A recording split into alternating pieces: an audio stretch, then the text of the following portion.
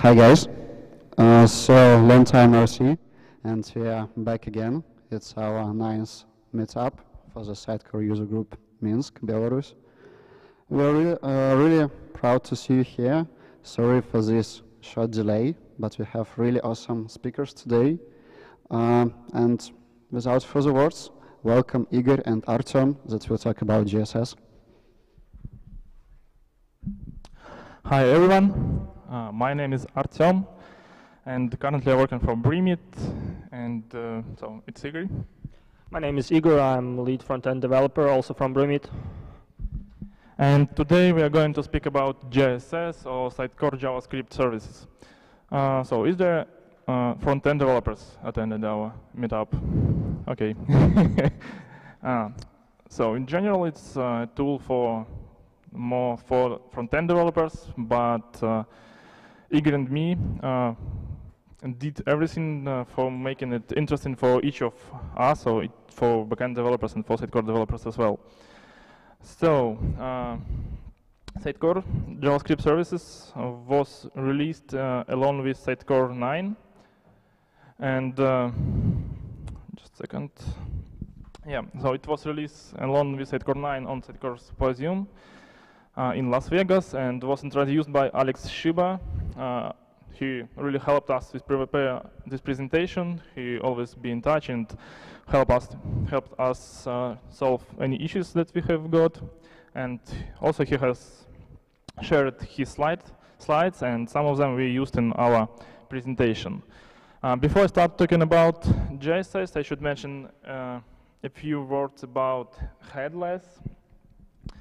So actually, headless is an architecture that allows us physical decoupling of creation and organization content, delivery content and presentation to one or more channels, and rendering content and presentation on one or more devices.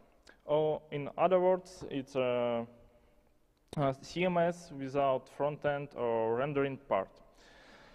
Is there anybody who has implemented your Sitecore solution according with headless approach? I mean, maybe someone has implemented custom service which provides data from Sitecore, or maybe someone has used the Sitecore services client and then used the data for rendering on maybe mobile, or maybe using some JavaScript frameworks. No? Okay, the main problem of that is we can't use personalization rules, we can't use experience editor when we try to retrieve data from Sitecore, directly from Sitecore without using rendering functionality of Sitecore. Okay, let's back to the JSS term. And so what is JSS? JSS is JavaScript services.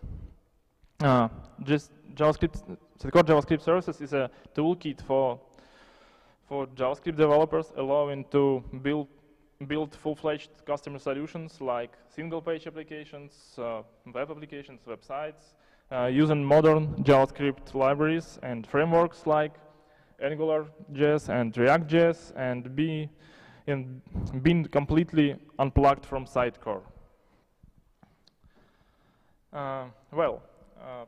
We decided to use JSS on our project. Actually, we have two ways how to start our project. The first one is code first and the Sitecore first. What does it mean? If we use code first approach, front-end developers work disconnected. Front-end developer works disconnected from Sitecore and defines Sitecore structure via in-code component definitions and root data. Sitecore information architecture, its templates, rendering, and so on, is generated by the import process. And this approach is good for smaller projects or temporary sites like campaigns. It's good for front-end led projects and for micro apps within a larger site. So it means that front-end developer define components in context React.js. They define the components and define the data structure. So with some data, for example, and then this stuff will be deployed to Sitecore, and in Sitecore will be created templates, renderings, and content items based on the root data that defined in front-end project. So, in case of using Sitecore first approach, Sitecore information architecture are created by Sitecore developers. No import process utilized in this case, and front-end developer still works disconnected from Sitecore and creates components and mock the data that was provided by Sitecore developers on the components that would be defined by front-end developer.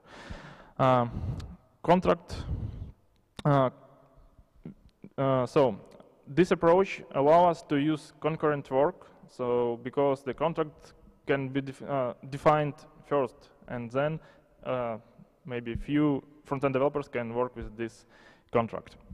And this approach is better, is good for large projects and complex projects. So for organizations looking for full control over Sitecore information architecture. Let's move next slide. Actually, let's speak about installation. Installation process is pretty simple. What about installation for Sitecore? There is just two Sitecore packages. So if we decided to use Sitecore first approach, it's enough to install just services, the Sitecore JavaScript services server package. If you want to use code first approach, the second package also should be installed. So as for installing the Sitecore JSS project from front-end perspective, you will need some extra software on your system. It should be Node.js version 6.9 and or above, and Node Package Manager. Or you could use Yarn, for example, as NPM alternative because it's faster. So there was a very long story with updating and releasing JSS of different version, and if previously we should download it from our repository and installing all Node modules dependencies in certain project, but now actually we have Sitecore JSS CLI, which should be easily installed from your command prompt. And after that, it will support JSS commands. For example, you can easily create your application, type in JSS, create name of your application, and the pattern you want to use for your application. It could be pattern based on any released framework or library like AngularJS, React.js, or probably Vue.js. After that, all node dependencies will be installed into your project, and the only things that left is to switch to repository in which you created your application and type JSS start to start working with it. So as for application modes, we have different application modes which are feasible for development, for demonstration, and also for production. So there are two main characteristics which are these different application modes. The first one is the rendering of application. It could be client-side or server-side rendering.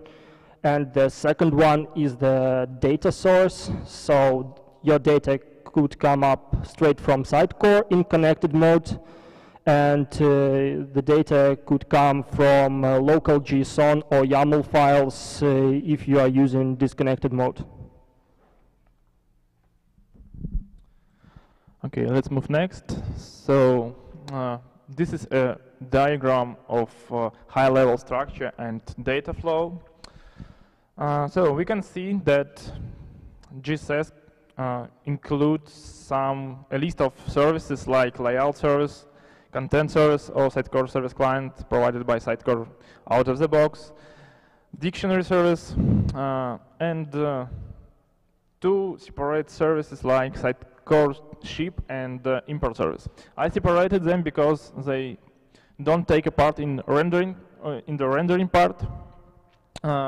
This service is used for this service is used for delivery our changes that we applied in our front-end project to Sitecore. Actually, there is maybe three main things in the diagram. It's our front-end project, it's our browser, and its item, or we can imagine it's Sitecore. Actually, we can see that all data for rendering for rendering our views coming from layout service. We don't take items directly from Sitecore. So there is a view engine and Node.js server. These things are used for rendering our presentation. It depends which type of application mode we are decided to use.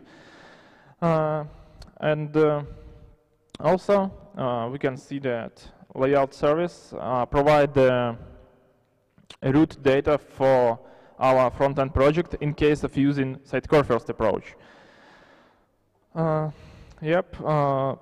There is also content service, which provide some content for us which not related with context item, and dictionary service, which helps us to implement some multi-language solutions. And now we are moving to demo. Where is?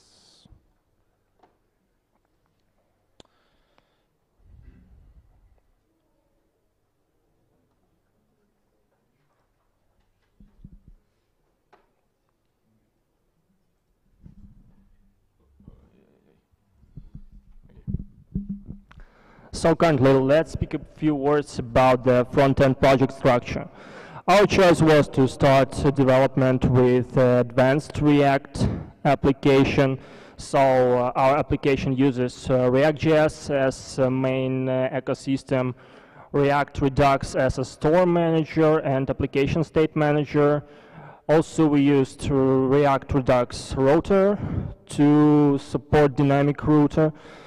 And also we had React Redux Thunk for application side effects and store interaction. So currently, let's just run our demo.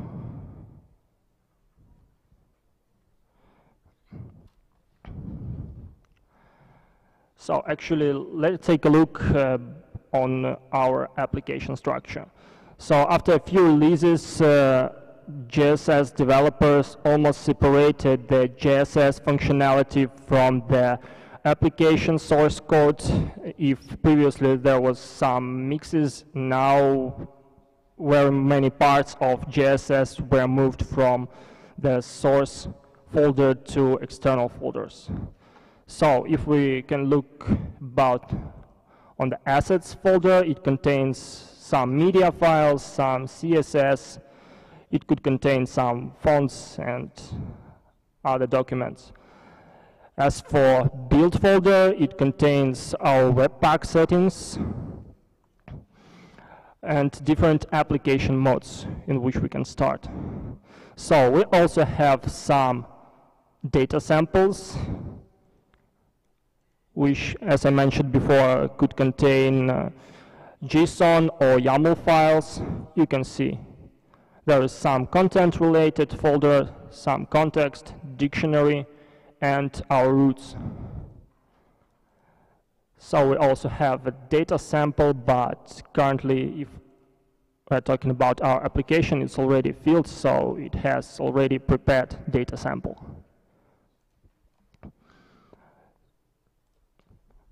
So, okay, also we have dist folder when we have application entry point as index.js. And as for lib, there is very interesting part. We GSS developer have defined specific Sitecore content service, both for connected and disconnected modes, which allow us to retrieve context data, item data, and placeholder data into our application. If we are moving to Sitecore folder, it has Sitecore configuration, which is necessary to connect our application with the Sitecore. And a very interesting part of it will be definitions, which contains different definitions for generating manifest. It's definitions for roots, placeholders, dictionary, content, and our specific components, as you can see, and some templates. So if we look at this file, we actually have just exporting manifest, which contains name of our component, display names, and set of placeholders defined in this component. So actually we have some prepared UI component we used in our application. You could see that it can use different fields like rich text, general link, single line text, etc. Excuse me? Oh, let me try. No, unfortunately not. We can't zoom in. PHP Storm. So actually, no, попробуй Ctrl. No, no. Oh, no. Yes.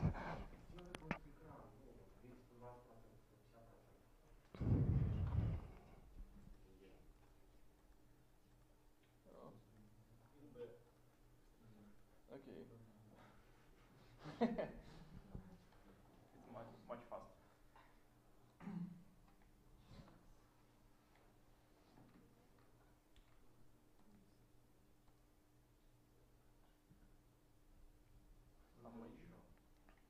More?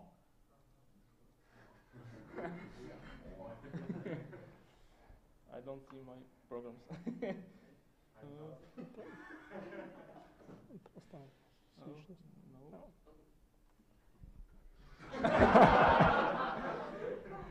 So okay, let's jump to the source folder. Actually, it's the source of our application.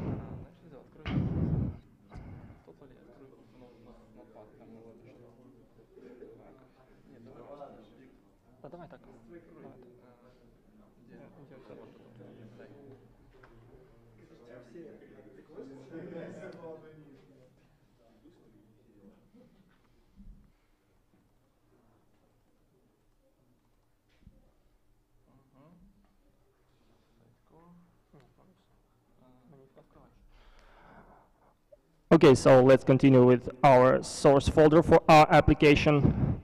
So what can we see here?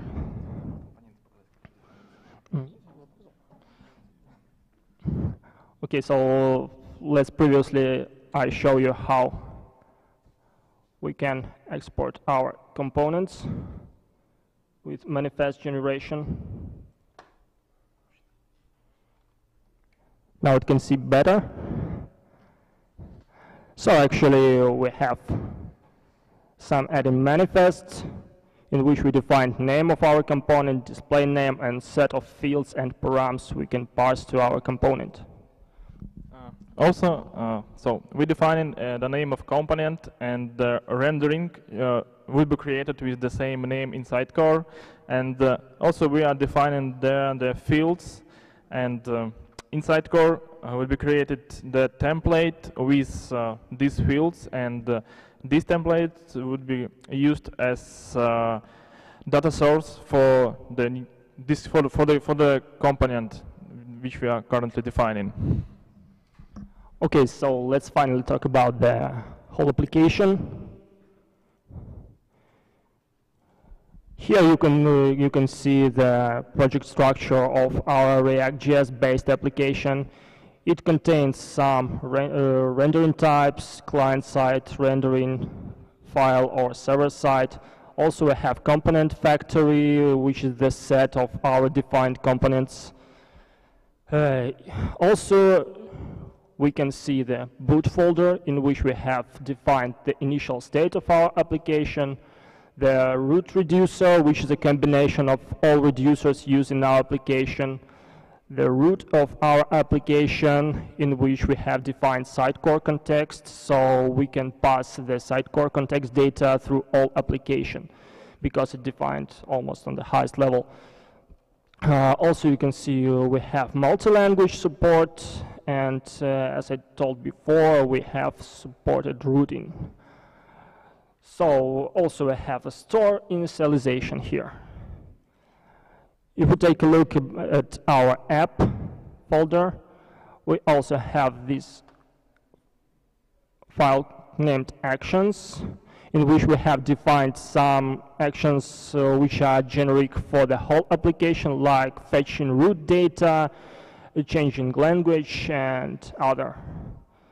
And also, as I want to mention, that some actions are supported by Sitecore GSS, and Sitecore GSS provides us with Sitecore context reducer, which is able to listen such actions like interaction with Sitecore context. Also in components folder we can see different types of page, like not found template, generic page template, server error, and HTML for server-side rendering.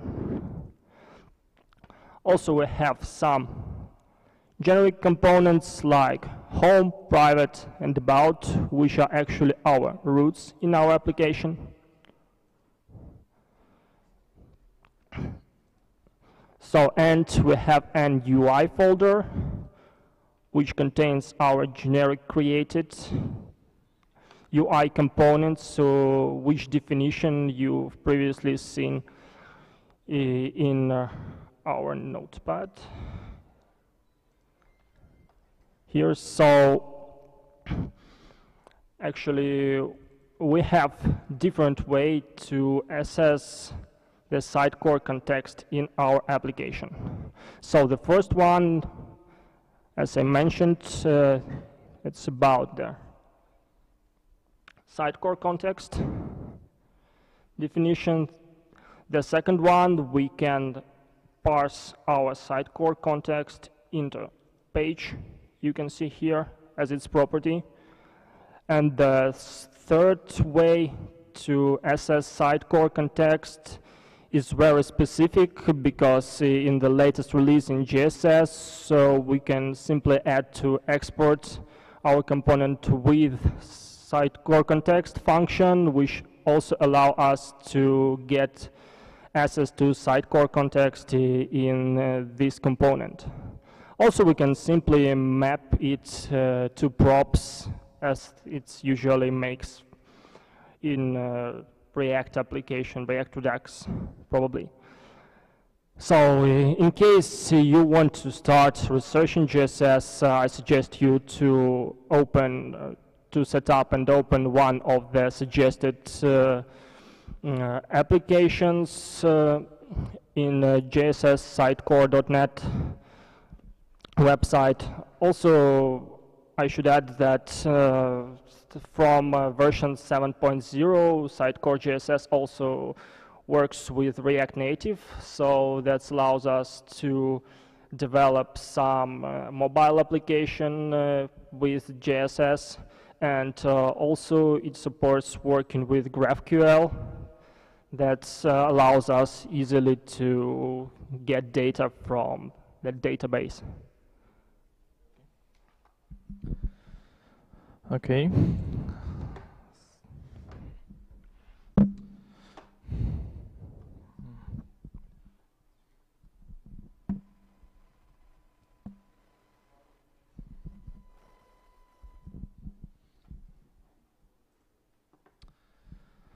Okay, so we're working with JSS, and in some time we decided that we are ready to deploy our changes to Sitecore. And actually, JSS provides a list of commands which allow us to do that. And what is Sitecore information architecture? It's a template, so it's an items, and also there is artifacts term. It means that it's JavaScript, it's CSS files, CSS, and images, fonts, and other JavaScript or front-end stuff, which we also should deploy to Sitecore. Actually, if we run the JSS deploy package, it means that only artifacts and templates, rendering, and placeholders should be deployed to Sitecore without content and dictionary items. So it's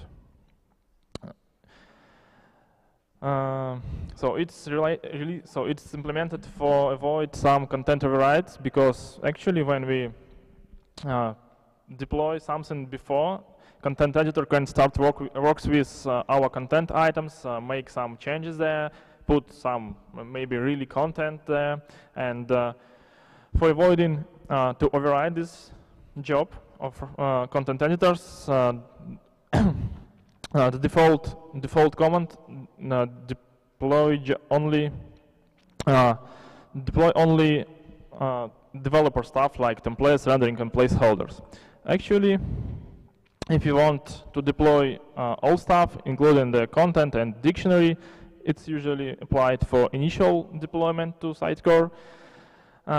Also, we can define a language if we are implementing the multi-language solution. We can use the command like this. So also we can skip deployment items in general. Only artifacts would be deployed, or we need to add no items parameter. And if you want to deploy only Sitecore stuff, we can use the no files parameter for that. Actually, we can run the help parameter, and there will be a list of all available parameters for this command. So currently on the screen, a list of features that I want to cover during my demo, which I'm going to show us. So it's layout service, it's dictionary service, content service, or GraphQL, and actually supporting of multi-language and multi-site solutions. Okay. So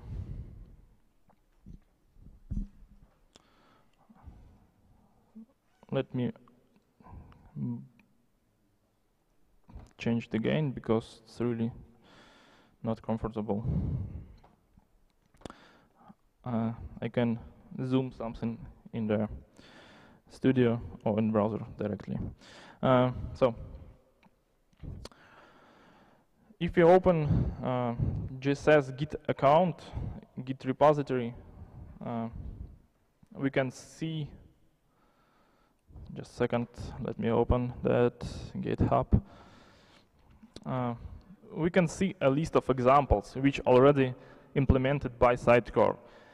There is an example and for Angular, for React, for React Native, and so some other examples. And actually, there is one scene which is common for each example. It's a layout service, so it's a core and maybe foundation scene in JSS because it provides the data which we then can render in our application. So let's see how it looks. Let's see the Sitecore first. Sorry. Okay. I want to show you how application looks after deployment to Sitecore. For example, we deployed a JSS app. After deployment, we can see a list of templates which would be used as a data sources for components which we defined in front-end developer or in front-end solution. Sorry. There is layout and renderings. So let's see the rendering. So it's a components which were defined in front-end project.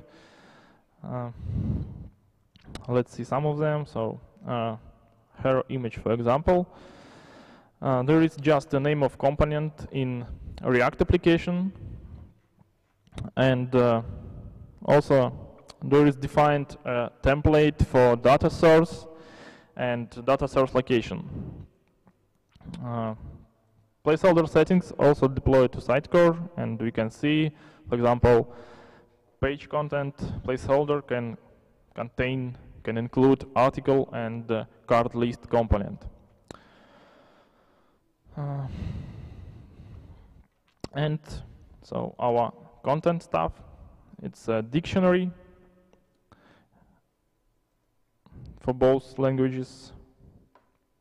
There is our page items which represent root data in front-end project, and the data source items for components which defined for each page. So how it looks in Sitecore.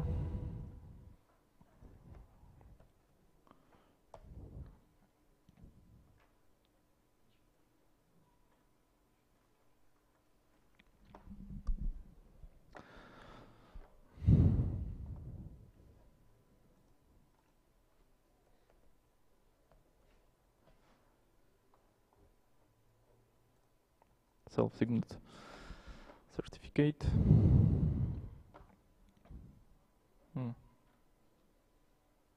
Okay.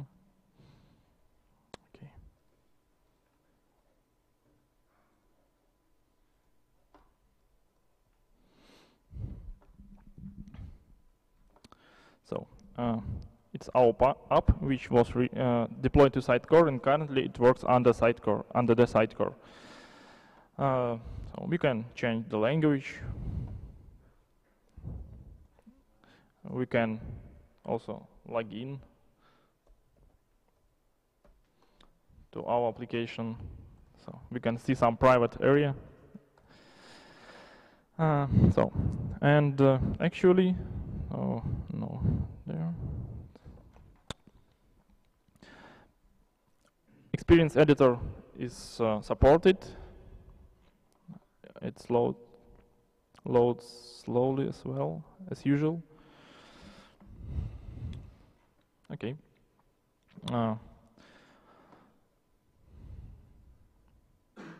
Let's see how the layout service output looks. So it's our URL for request layout service, and actually we can see the item and pass to the item. How it works? JSS resolve our website, our site which defined in Sitecore by our host name, and then use the pass to the item. Actually, the slash means the home item will be requested, which the data contains in our output. There is a context which represents something like context in Sitecore. So there is some common and general scene in the output. So there is page mode, the currently defined, so the current site. We can say that Bremen GSS app site, and some custom objects which we are added there.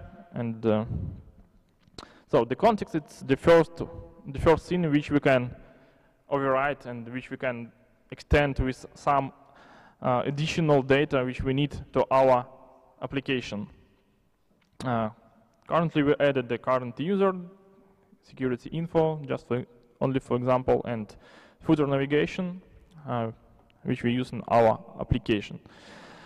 The second object of output is root, and this object represents our current item. We can see the name of the item, we can say the fields that defined for this item, so some basic data like device ID, item ID, template ID, and so on. And there is a placeholders object that contains a list of placeholders defined on current item. We can see that there is a main placeholder, and the main placeholder contains only one rendering there. It's a component name home, and in the same time home component contains two different placeholders like page header and page content, and each placeholder contains a list of rendering. For example, it's hero image component, and by default the fields object contains the fields of data source item which associated with current component. Params, it's a rendering parameters which defined for component. There is a two object for each fields. Its value and editable object contains data for our experience editor. So the next scene which we can override for layout service, and we can do that easily, it override the process of serialized fields object. Currently, as I said before, it contains the fields of data source which were defined for this component. But sometimes we don't need data source, and we want to put there some extra data, maybe not from Sitecore, maybe some calculated data, and actually we can easy implement it. We just need to apply. Just a second, content resolving. So if you want to override the fields object in our output of our serialized fields of object of our current component, we can implement the rendering contents resolver, and there we can return anywhere anything what we want and what we need for current component. In this case, so it's for other projects, implementation for other projects, but we extend our output with path which we need of data source item. So we need for build our navigation if you want to get the data for some other items after navigation.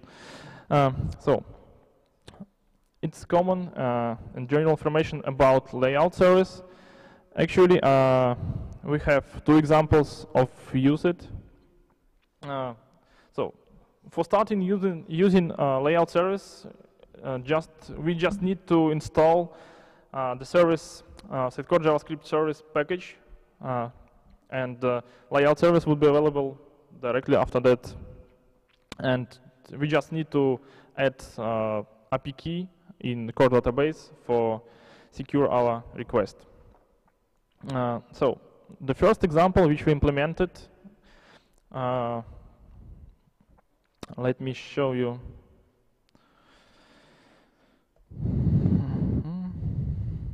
Sitecore app, Sitecore.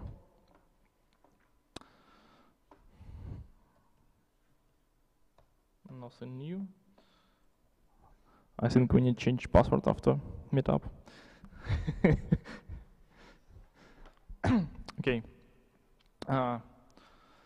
Let's see the tree. So in this case, we don't use any JavaScript frameworks. We only use the layout service. We only installed the package in Sitecore and used layout service for our needs. And now I'm going to show you how we use that. We implemented some additional site in our Sitecore tree. It's Xamarin app. There we defined some data structure. So we have homepage, and this homepage contains the simple components which called service screen. This component don't have any implementation. It's added just for define the data for output which layout service would be provide for us. So and set data source item which located and which represent some service and located under the home page.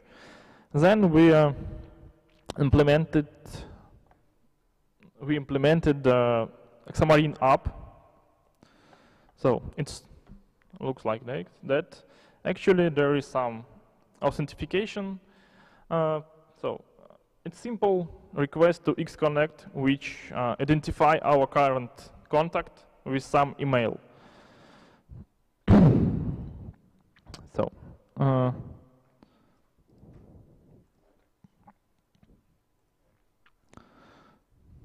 okay.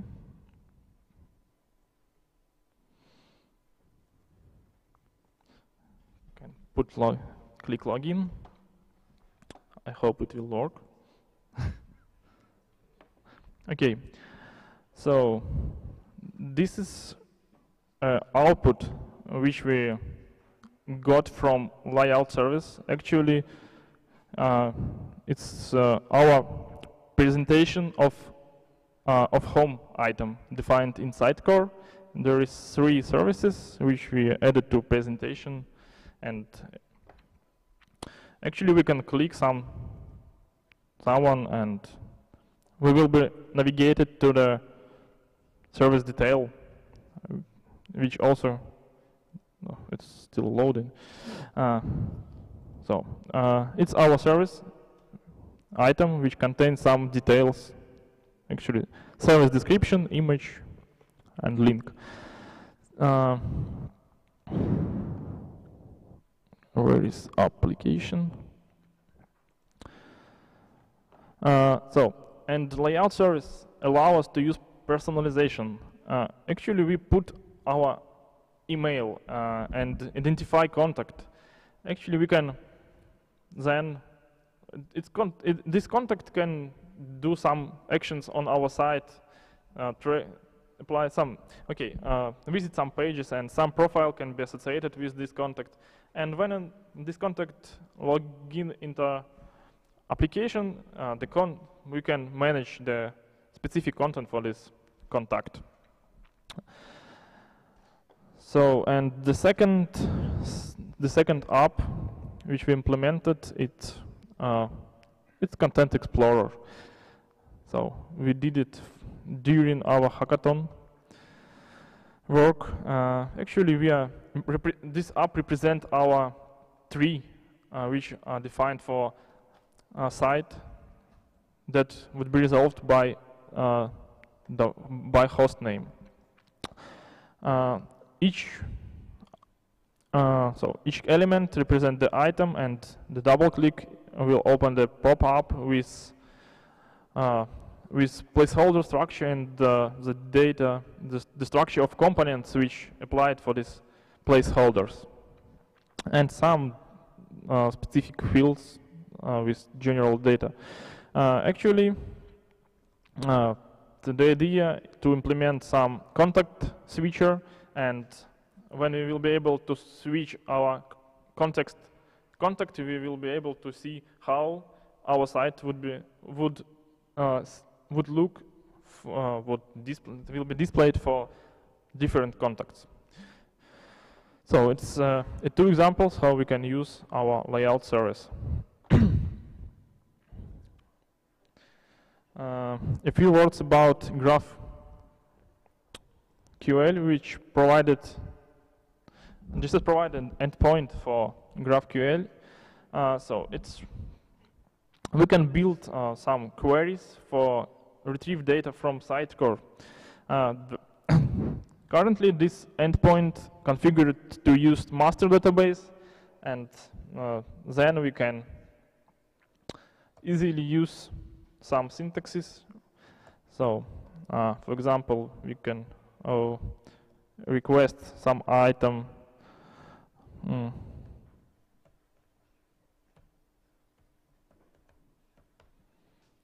For example, we will try to request content item, and then we want to get ID of this item, language, then we want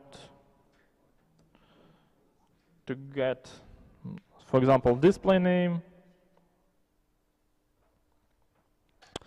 and we want to retrieve the children of this item. And for each children we want to see ID, so, and for example icon and URL. And also we want to see templates, and for templates we want to see name and his fields, and for fields we want to see the type of field. Okay, let's try to run this. So it's very easy way to retrieve all the data which we need, only data which we need from Sitecore. We can see that we have got the content item with his children's, for example, simple item, and all fields of this item. The second way how also the GraphQL supports the search queries. Actually, we can define some query. So it's pagination, at least so a number of items which we can skip, and the number of items that we want to retrieve. And we can define the facet for template. And also we can see some structure, and this is so we can run it again, and we can see 3 results with passes, and we can see the facets, so it's really easy to use, and sometimes it's very helpful for us. So dictionary service is pretty simple. It returns just pairs of dictionary key and the value for requested language. In this case, it's English. And so for site which will be resolved by hostname. So I think that's all for my side. Okay. So, as for conclusion of our presentation, I'd like to tell you that that was a very exciting experience to working with Sitecore JavaScript services. I think it has a lot of perspective of building flexible apps connected with Sitecore, and I think that for front-end developers it's very easy to understand, especially for developers who worked previously with AngularJS or React.js. So I think that it's a very good feature that will help a lot in future. So usually in conclusion, I say that it was exciting experience and the technology is promising, but now I want to share some maybe tips and my mentions. So do not trust the documentation, because during working with working with JSS we reported maybe 7 mistakes and issues with documentation. It was corrected, but it sometimes did our job, our work more difficult. So the next thing, so during working with JSS, it's about 5 months, 2 updates was released, and each update required a lot of work for making our solution working again, because they changed comments, they changed structures and anything, and I read this documentation 3 times, because almost all, well, not almost all, but a lot of things was changed. So we can use layout service not only with JSS sites, it's applicable for each site which is defined in Sitecore. This, as I said before, site is resolved by host name. So what else? Any idea? No. Okay. Yes. So it's really was a good experience. Try it by yourself, I think. Yeah. So that's all for today. Thank you.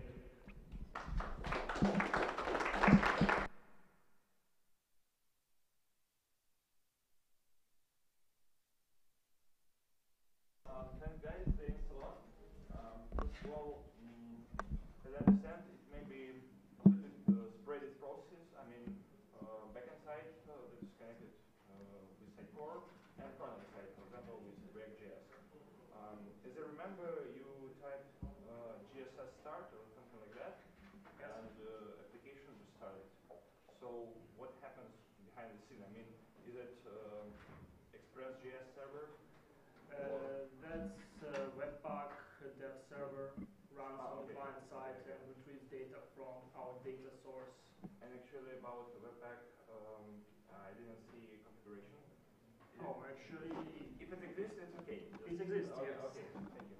And still about the front-end part, as I see, we have 2 separate parts. Sitecore is still Windows-based approach, but for GSS, it's like it looks like it's agnostic from operating system. So maybe we could, for example, offer I don't know, Amazon Linux.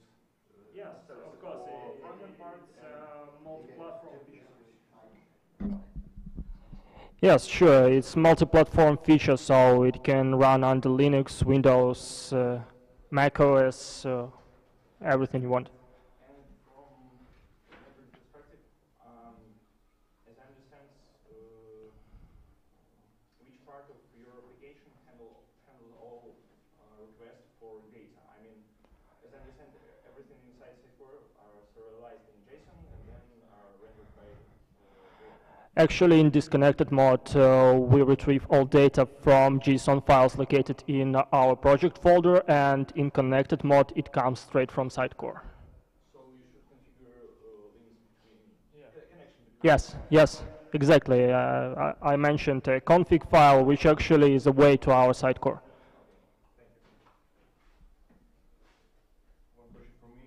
So, if I want to add some additional parameters to the request, for example, to GSS, can I process it on backend side? I don't know how. And can I customize response from GSS? Yes, you actually can customize your response from JSS. So about the parameters in request, actually, so each scene in the layout service is configured in configuration. Okay, and I think you really can process this additional parameter, but the only customization for context and customization in the extended the data which provided by serializing rendering described in documentation. All each other customization you should investigate yourself, but I think you can, because all requirements which we have we was be able to implement. Okay, thanks guys. Let's have a quick pizza break and then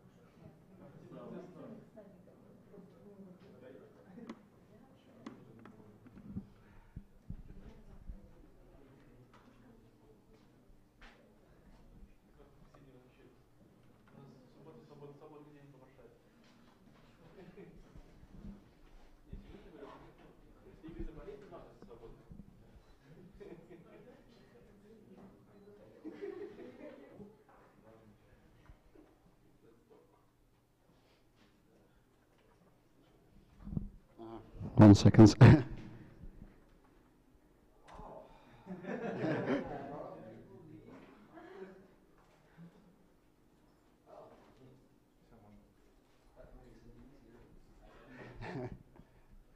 Okay, so we are ready.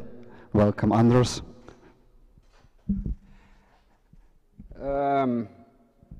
Yeah, thank you. Yeah, it seems like half of the participants left, or what? Or are they outside? We should just start, I presume. Yeah, time is running. Yeah, time is running, and I also made a couple of new slides since last time I did this presentation, so I have no idea about the timing. Yeah, so I hope you're not in a hurry. or who knows, it might be really quick. So yeah, I'm gonna talk a little bit about Sitecore Helix today. How many of you are familiar with the Sitecore Helix? Hey, everyone. Well, how many are familiar with the Sitecore User Group Conference Europe? And how many are participating? Yay! If you didn't sign up yet, it is definitely not too late. Soon it will be, because the conference is rather soon. Yeah, you can go to socon.eu/registration and sign up now. It will be in Berlin this year. It's the 5th year's anniversary of the Sitecore User Group Conference Europe. This picture was taken at the first conference. I'm sitting somewhere down there. Yeah, it's going to be a blast in Berlin, so it's not too late. Yeah. So, first of all, what should you expect from this presentation? This is kind of like a teaser presentation where I try to define what Sitecore Helix is, and yeah, how you can get involved in it, actually, and how you can use it in your everyday work, and how we can all, yeah, help each other, you might say. Yeah, I hope, if the time allows it, that I will also get you to do some of the work. Yeah, I will put out a teaser, and then we should try to, yeah, I will try to involve you so you don't fall asleep.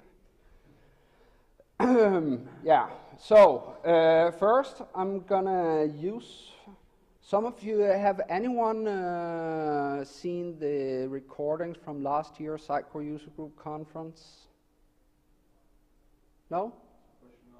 Okay, they're online, but I'm happy that none of you saw them, because the slides here are actually, yeah, from back then. Yeah, I will try to start out with an analogy to try to explain what Sitecore Helix really is all about. So let's say we're not implementing Sitecore solutions. We are instead trying to design a supermarket. We are going to implement the layout of a supermarket. So in a supermarket, there's some roles. Let's try to map these with the Sitecore world. Let's say we have you, the architect, so to say, the mastermind, who are going to come up with a layout scheme for this supermarket, so it's the perfect supermarket that everyone wants to go to and use. Then, well, we have some staff. Let's say that's the rookie Sitecore developers, the developers working on the actual solution. They need to be able to go in and do the daily stuff that has to be done, maintain the solution. They need to be able to locate stuff quite quickly, and so on and so forth. Then we have the editors and the business as such. We can see them in the Sitecore world as the managers. And last but not least, we have the end users, which In our case, it would be end users, but in the supermarket, it would be the customers. They have to be able to go into the supermarket and find what they're looking for, and maybe also buy that little extra thing on their way out, just because it got shown to them at the exact right moment. So, trying to make it a little bit more clear, this is the layout of a typical supermarket. You have an entrance, you have some counters where you can buy your stuff, then you have some aisles that contain some different products, and then we have some, I don't know what that is, a box, a freezer probably, and some fridges and so on. So, now we have to try to come up with a floor plan so everyone can find the different products within the supermarket. So if we have a product, let's say, let's say that we try to group all our products within the store by their ingredients. So we have some grapes. Some grapes, that's quite easy. That's grapes. That's like a base thing, kind of. So let's put them in a grapes department. Then we have some wine. Wine also contains grapes, so they should probably, if we group by ingredients, we should put the wine within the same, on the same aisle as the grapes, so people can find them. Then, next product, let's see. What's that? That's a shampoo. That contains grapes. It's a real thing. There you can get a shampoo that contains grapes. Should that be in the grapes department? Maybe not. Then we also have some granola, and granola contains raisins, and raisins are dried grapes, and so on and so forth. How much? I mean, we could put a lot of things into the grape department, but our customers and the staff, I mean, everyone would be completely confused. So that doesn't really work. Then let's try by brand instead. So yeah, Levi's pants, Levi's department. That makes sense. Everyone knows Levi's, I presume. Maybe. Most people do. Tommy Hilfiger, people know that brand as well. Well, if people want some cornflakes, they would go looking in the Kellogg's department, right? Then we have some milk. Who made that milk? I don't know. There's a lot of, I mean, yeah, it would kind of, in some cases, if you, it might make sense, but doesn't really make sense. So, what else could we divide our products by? By their color, by their width, by their height, by their number of calories, or by how they smell? That's just, that's just dumb. What if we instead try to divide the products by their, by their purpose?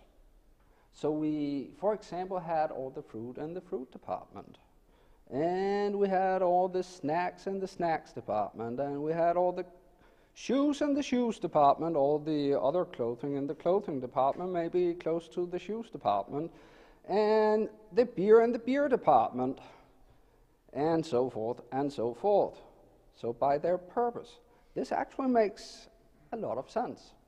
This is how you would expect a modern supermarket to be laid out today when you walk into it. This also, it makes perfect sense.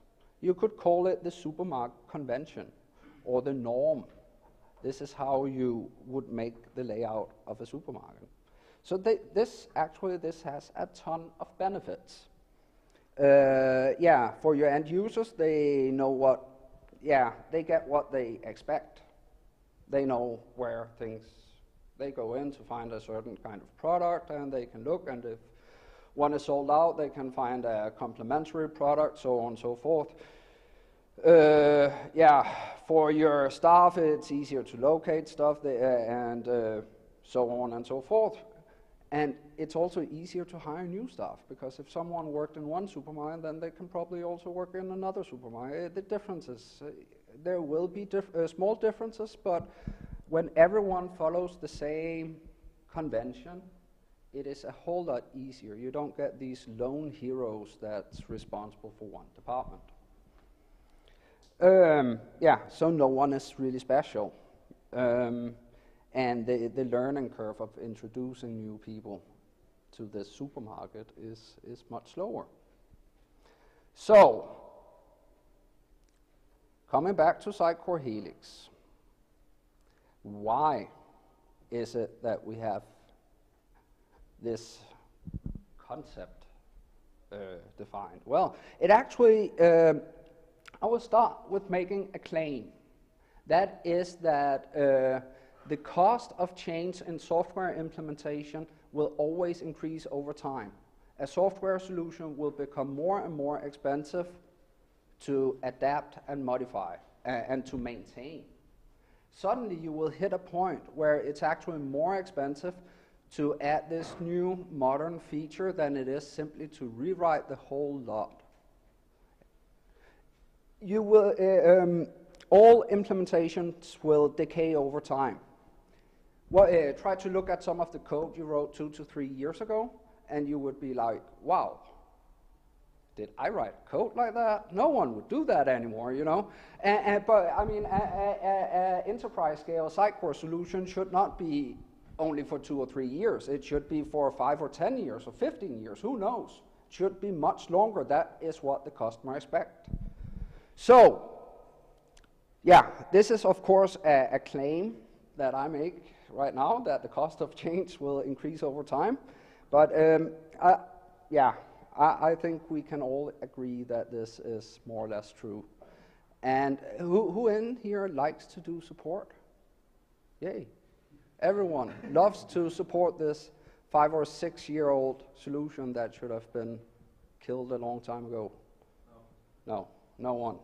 So, the purpose of Helix is actually to keep this cost of change down.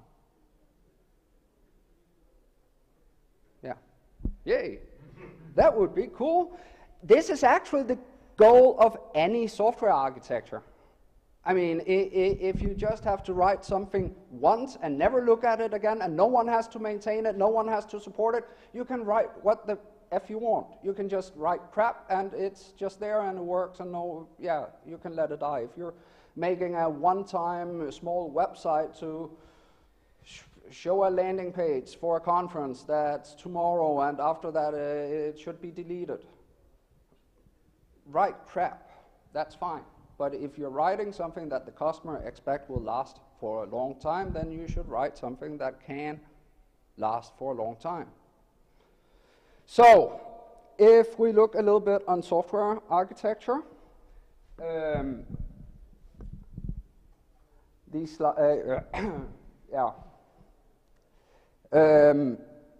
everyone knows this software architecture. It's called monolithic architecture. You put everything within the same box. So everything goes in a Visual Studio solution. It would be the one project solution with one project with everything in it. Maybe a few folders, who knows, but I mean, no control of dependencies, everything just go in there. Nothing is wrong with doing with monolithic architecture if it's for a small embedded system with a few lines of code or something like that. For some software systems, this might actually make sense. But we are creating enterprise scale solutions for large customers that has a lot of different features and a lot of different roles in their organizations with a lot of different demands. So there's a trillion reasons for why our solutions will change, and a ton of different responsibilities within our solution.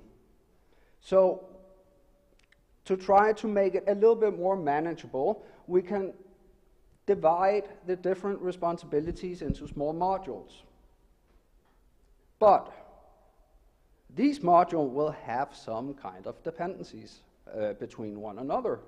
Of course, they're all presented on the same website. So if you have a navigation that shows some pages, then the navigation has to know about the pages, so on and so forth. You have a page title that is rendered by some metadata module, and then the page title should fall back to the headline on the page, blah, blah, blah, blah. There will be some dependencies, of course. So, yeah. So we start to let them depend a little bit there, a little bit there, until we end up with something that looks like spaghetti. And this is where the phrase spaghetti code comes from. Yeah, it is more or less returning to monolithic architecture. I would actually claim that it's much worse. A monolithic architecture is much easier to maintain over time than a solution with no dependency control at all. This is a true nightmare. If you don't control how your how your different pieces of code is coupled to one another.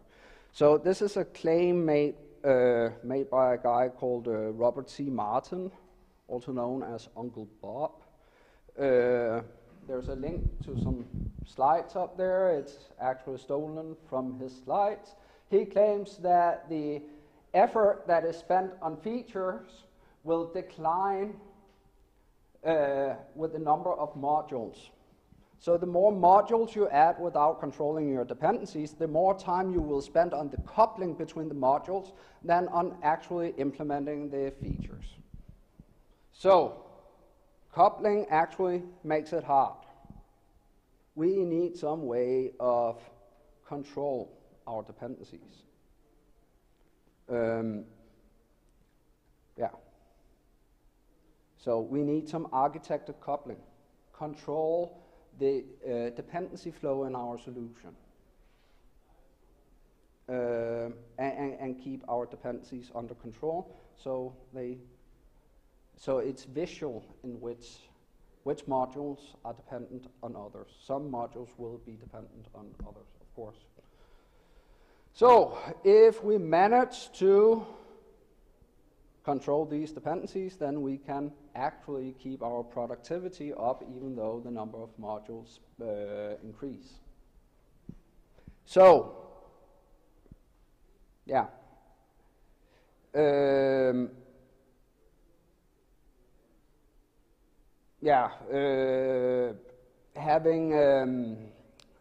If you're not controlling how your modules depend on one another, it will also be impossible to reuse modules between solutions. It will be much harder to remove a feature, add a new feature, and so on and so forth.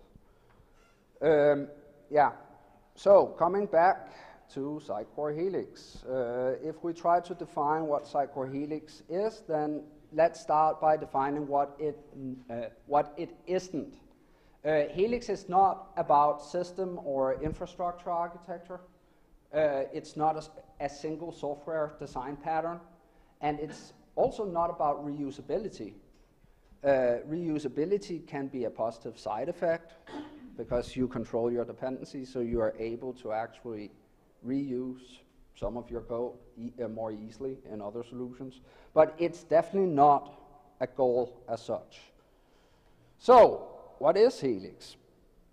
Well, Helix is just a set of conventions that shows how you structure and build your Sitecore solutions.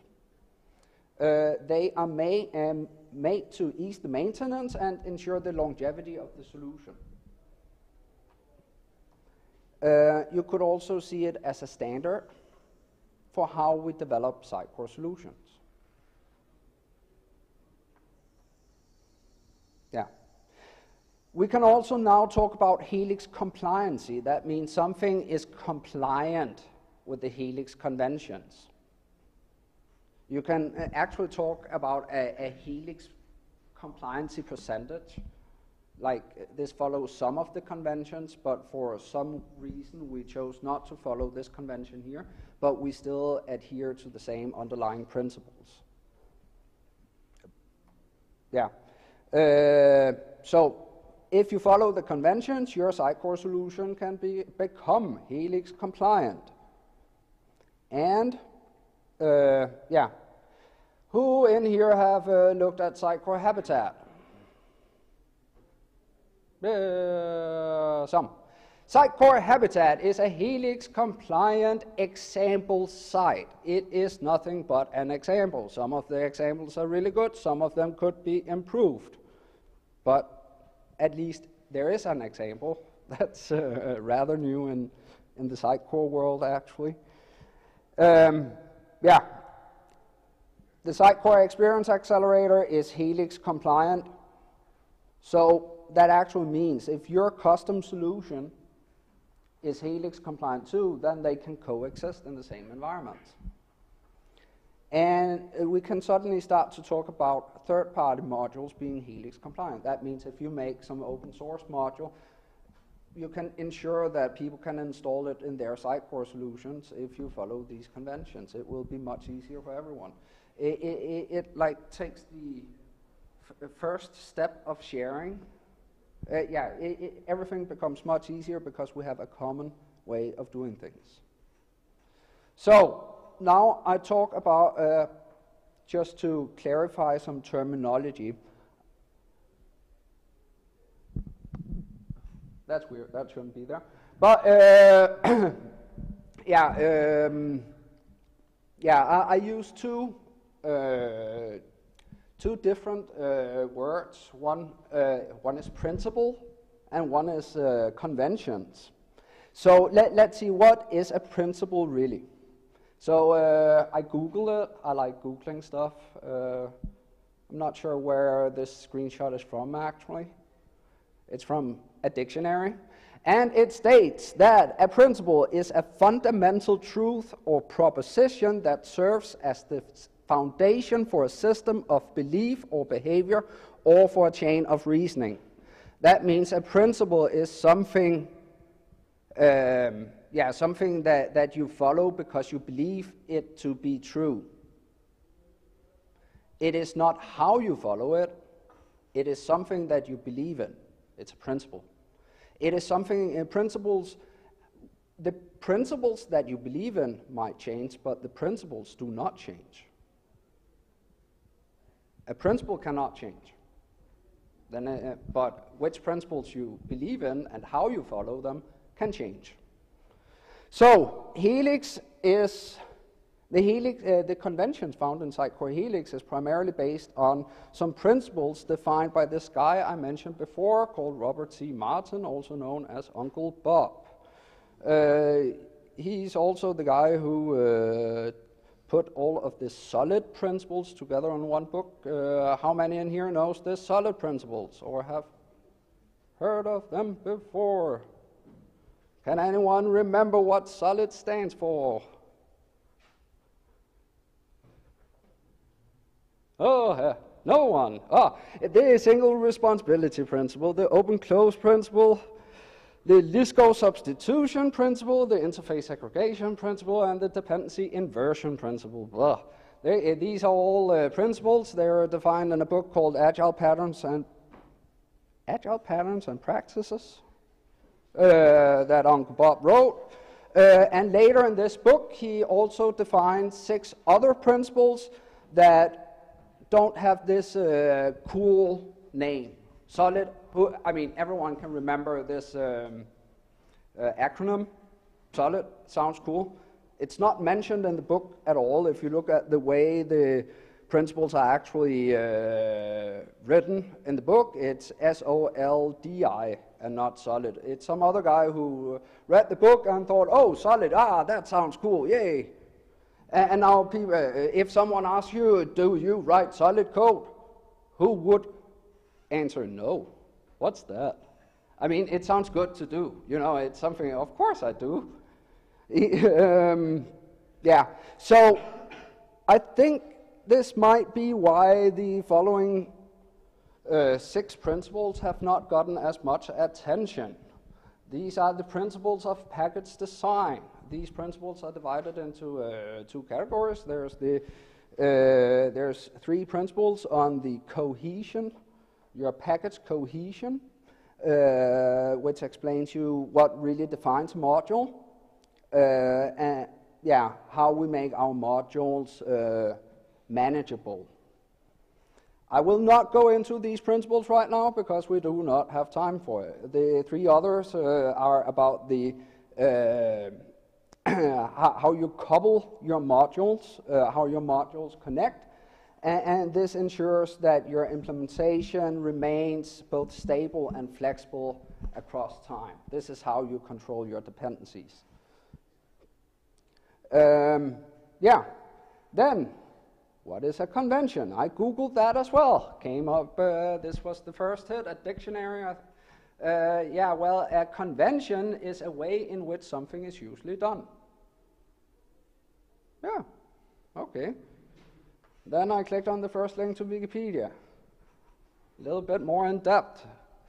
Convention, in parentheses, a norm.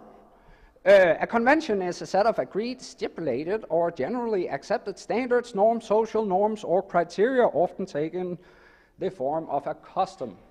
Blah, blah, blah, blah, blah. Okay, so a convention is how we do things. How do we agree on how we do things? How do we define conventions? Well, I would say that a common way of at least coming to the same understanding of things is through discussion. By discussing and talking, yeah, the conventions change. They get adapted to your current beliefs. They still follow the same underlying principles, but since the world is changing, since every day is changing, yeah, things keep happening, so yeah, we need to continue to discuss and talk to form conventions. And the same applies for Sitecore Helix. This is actually how Sitecore Helix evolved. Sitecore Helix has its origin in something called, that was used to be called component architecture, that was defined at a Sitecore implementation partner called Pentia, back in Copenhagen in Denmark. These guys, and this picture, that's actually me there in the corner. And a bunch of my former colleagues. The way we started by writing down these conventions and actually talk about them was through discussion. And some of the ways of thinking has been so formalized and so over-discussed that they are, quite, I was just about to say solid. Well, now I'm thinking, trying to think of another word for it. But they will not really change, because that is more, it has become more a way of thinking rather than a way of how you actually do it. But of course also how you do it. This might change a little through time, but it's rather stable. So, the current Helix conventions, or what you can find and read about on helix.sitecore.net. How many have been in there and reading the documentations? Documentation. Yeah. Read it. It's great. Some of the chapters are on a very high level. Others are much more detailed. And especially the ones that are mentioned here are very detailed. You have everything in Helix is a module.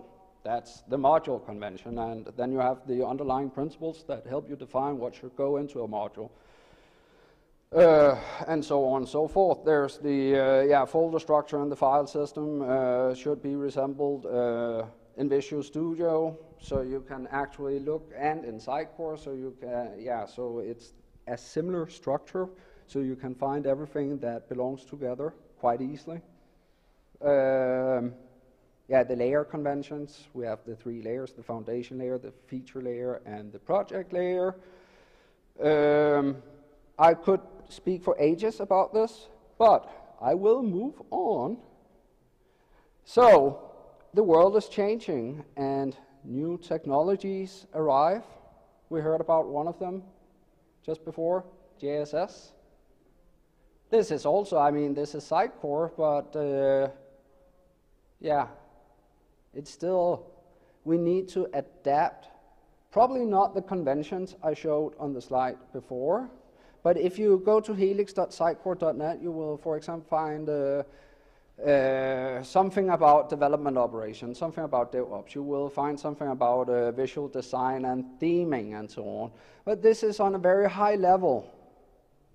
There's, you can go to Habitat and see some examples, which is an example. It's not telling you how to do it. So if, yeah, so who sets the current norms? Who defines these norms? No one? The community. And who is the community? Us. So who define these norms? We do. We define these norms. We can actually decide how we should implement our Sitecore solutions. But we will all benefit quite a lot from doing it the same way. So this is, yeah, kind of the key point here. Yeah, these new technologies that's coming up. Now you see this whale, that's Moby the whale, and Docker containers. This, I mean, yeah, we need to modify and adapt the examples, and we can't rely on Sitecore doing this for us. They will give us the guideline, and if there's too much confusion, they might set the norm, of course, because it's their product. It will hurt their product if people start messing, start implementing bad solutions. But, well, it's actually us who decide how we implement the solutions. So, as I mentioned, front-end development, or how we manage dependencies on the client side. Oh, has anyone looked at how it's done in Habitat? No one? No? So how you control the dependencies in style sheets and JavaScript, client-side dependencies? Not really. Well, it's actually, I've done a lot of workshops in Sitecore Helix, and there's typically also some front-end developers who have participated in this, and they're like, they typically, some of them at least make, thinks it's like atomic design. But this is actually one of the most common mistakes when trying to follow the Helix conventions. That is to group everything by their visual representation. This is not necessarily what will change together.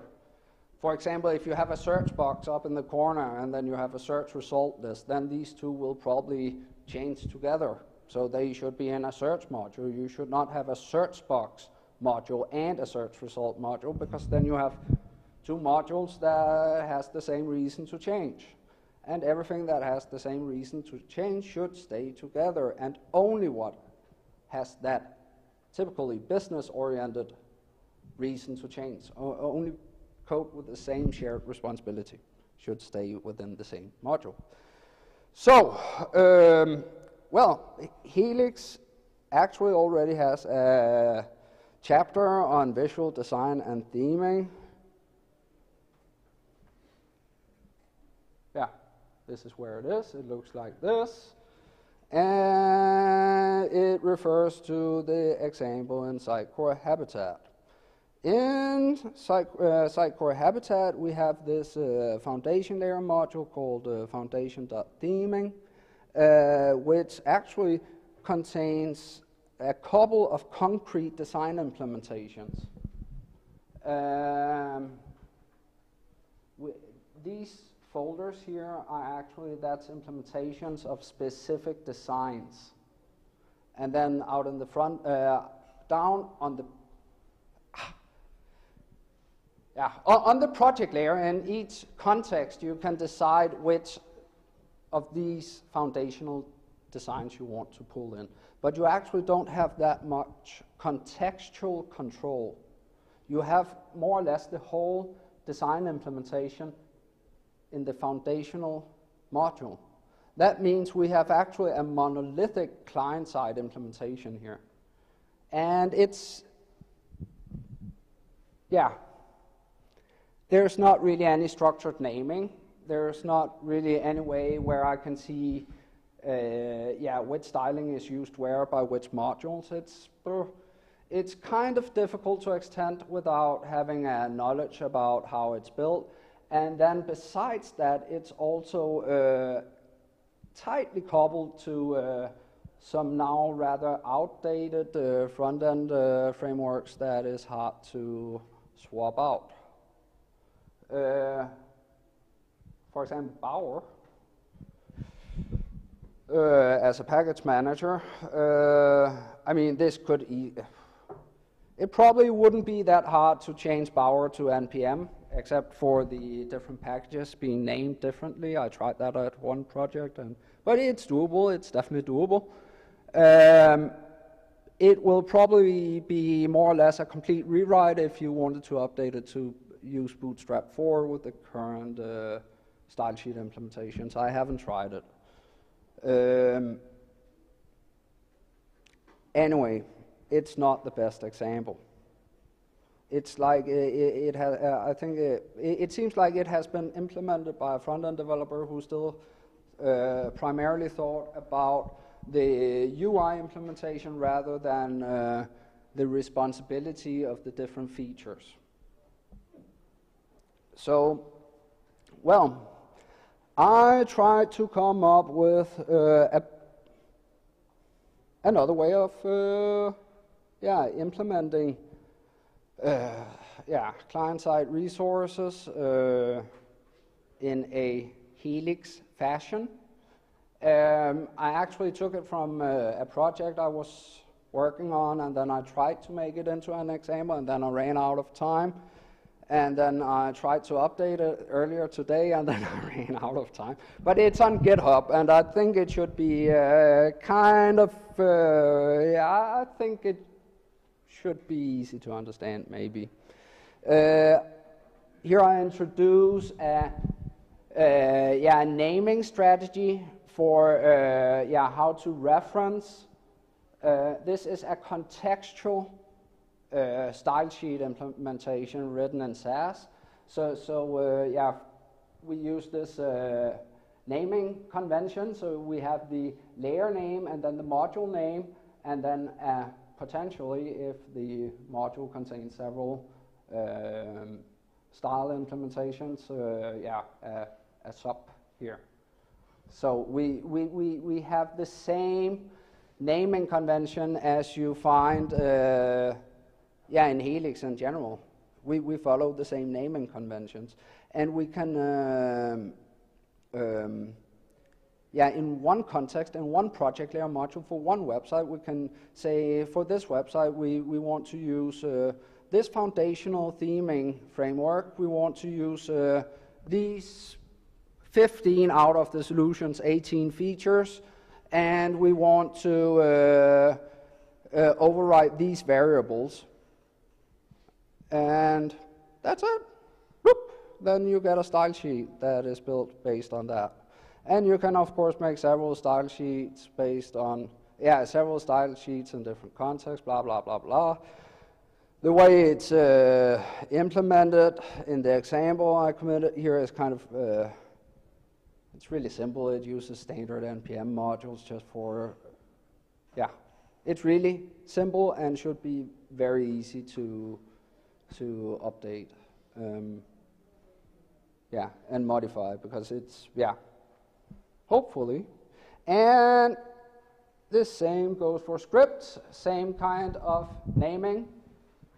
So here I actually just rely on the same,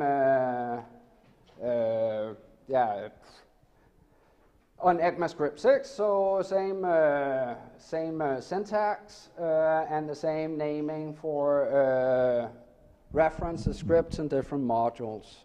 So here we have a very, very clear idea, and actually we have a hard reference. We can see in which contexts are these features used, how they are used, and so on and so forth. And depending on how the compiler is set up, you can extend the example here and make the compiler output style sheets per feature and so on and so forth. Right now it just creates one big bundle. So that is an example of refining some of the Helix conventions. And I bet you this example will look stupid in 3 years' time if you still use it. You know, because the technology is moving. This is an example. It's valid for this current moment in time. And very hipster front-end developers will probably look at it and think, what the F is he doing? He should now use this and this and this and this that I never heard of yet. I'm not that hipster yet. So another thing which I wanted to have talked a little bit about, that is that Docker is coming. Docker is becoming more and more an industry standard, and you will actually notice on the Sitecore GitHub there's some how to build your Docker images with Sitecore files. There's some Dockerfile examples similar to I also I released some time ago just some really, really basic examples that I used for some training on how you can set up a development environment where you run Solr and Mongo on Docker containers. I always run Linux containers because even though I have a new, rather updated laptop, it's Windows containers are still quite big. And if you want to run a fully fledged scaled environment, it takes a lot of resources. So I prefer just to be able to use Docker Compose to just spin up a Solr and then stop it again when I need another version of Solr running for another client or similar. So when you're working with multiple clients with multiple solutions, Docker is your friend. Right now I'm waiting for a mixed container mode, so you can both run Windows and Linux containers on Docker for Windows. Did anyone play with Docker? Or am I mumbo-jumboing?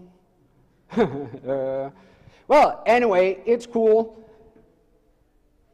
And we have to come up with the way that's, so if you inherit a solution from another Sitecore partner, that you will have some idea about what is going on in this setup. And this is up to the community to define how we want to do it. Sitecore is giving us a head start, but that's because they're not releasing public Docker images, at least not yet. Now I actually wanted you to discuss, based on your experiences with Sitecore Helix. But, looking at the time, yay! Well, I can try just to,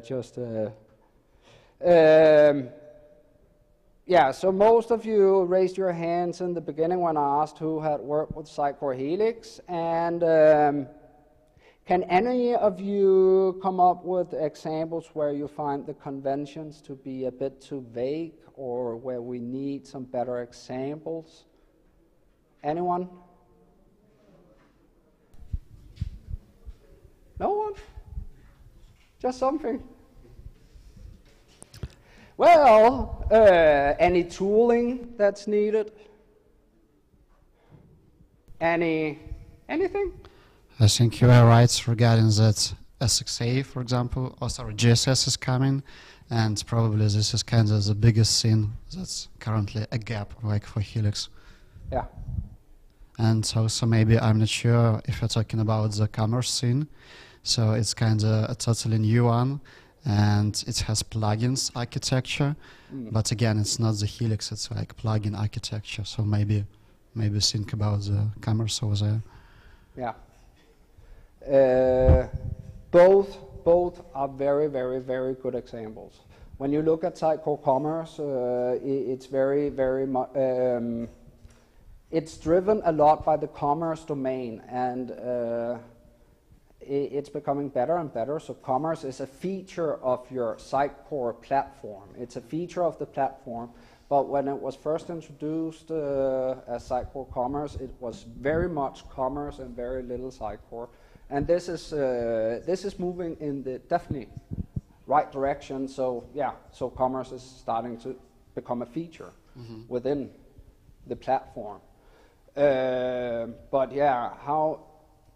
Maybe I should. The Helix conventions is described as they are to build the enterprise solutions based on Sitecore.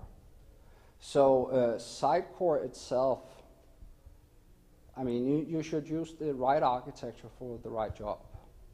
Yeah, yeah. And if you're, if you're making an embedded system, I don't know, something in a car or something like that, that will have other reasons to change. Then, so this is, if you look at the classic 3/n tiers application architecture, then the origin of this architecture is actually based on that the data was the most stable as such. So it's the same, what is most likely to change. Back then you would say, yeah, the UI is most likely to change.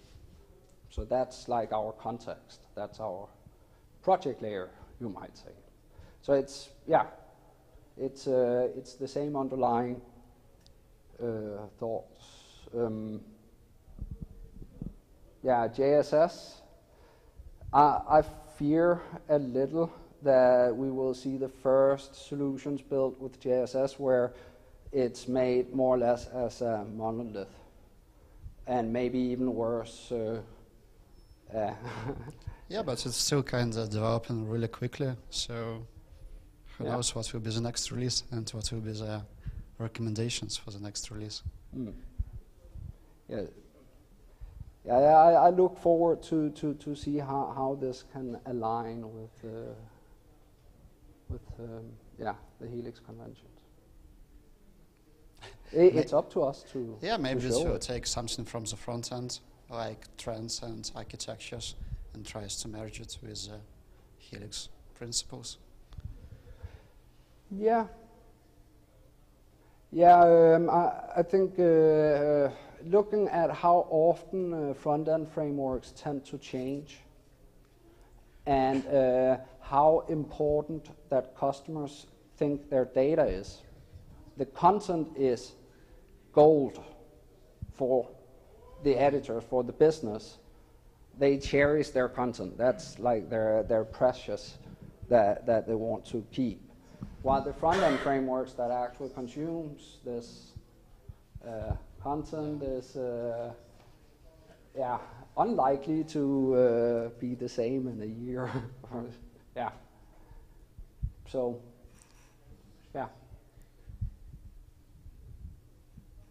Anyway, even though we don't have that much time to discuss, I can see that we are now on 49 minutes. Then I hope I have left a few seats for you, so you can go back home and discuss, at least with yourself, about how should JSS-based Sitecore solutions be structured, And how can we apply these principles that underlie Sitecore Helix to a JSS solution? How can we helixify JSS? So, discussion time. So, time out, stop discussing. Now I wanted you to share the discussion results, but instead I will just say thank you for participating, and thank you for letting me come here to Belarus. It's my first time here. It's been really, really, really interesting. Yeah. And if you have any reason to contact me, please feel free. There's my email. Are you all a member of the Sitecore Slack community? Yep. Everyone? Nope. Otherwise, yeah, give me your emails and I can send you an invite. Yeah. And then you can either reach me on Twitter at Anders Laub, and the same handle at Slack. And yeah, I think that's actually it. Remember to register for the Sitecore User Group Conference in Berlin. It's not too late. Thank you, everyone. Thanks a lot for coming. Let's maybe have a quick break and then last speaker, Roman.